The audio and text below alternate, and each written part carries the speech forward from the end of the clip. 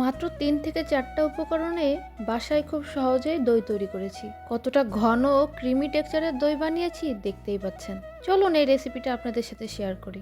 দই তৈরির main ingredients হলো দুধ। এখানে আমি ৩ লিটারের মতো দুধ নিয়েছি।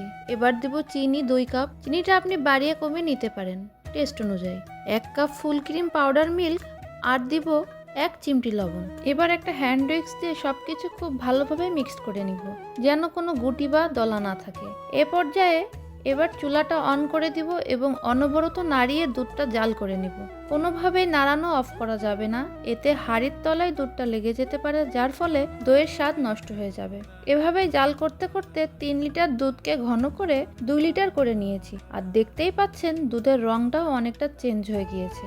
এবার চুলাটা অফ করে দুধটাকে ঠান্ডা করে নেব। আর অন্যদিকে একটা বাটিতে ১ কাপের থেকে কিছুটা কম টক দই নিয়েছি এবং দইটাকে খুব ভালোভাবে ফেটিয়ে রেখে দিব।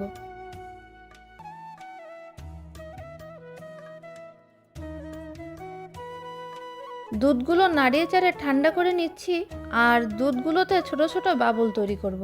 এর ফলে দইয়ের উপরে খুব সুন্দর একটা আবরণ তৈরি হবে।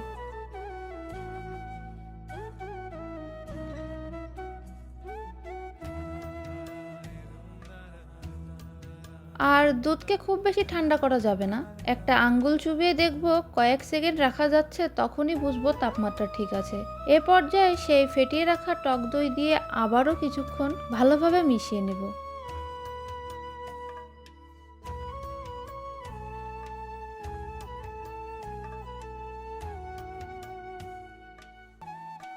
এবার আমি একটা স্টিলের এয়ারটাইট বক্সে ঢেলে নিচ্ছি এবং ঢাকনা দিয়ে ঢেকে একটা কম্বল দিয়ে সারা রাত জড়িয়ে রেখে দেবো একটা গরম জায়গায়।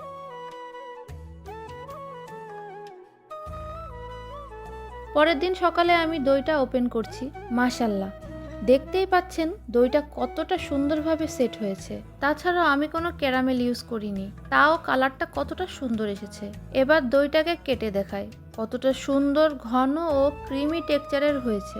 আমার মনে হয় না এর থেকে কোনো সহজ রেসিপি আপনি পাবেন দই তৈরির জন্য। আর একবার বানালে বারবার বানাতে ইচ্ছা করবে, দোকানের দইয়ের কথা ভুলেই যাবেন। অবশ্যই রেসিপিটা ট্রাই করার অনুরোধ রইল। আর আপনাদের মূল্যবান মতামত ও খাবারের ছবি শেয়ার করতে ভুলবেন না। আজকে এখানেই বিদায় নিচ্ছি। আল্লাহ হাফেজ সবাইকে।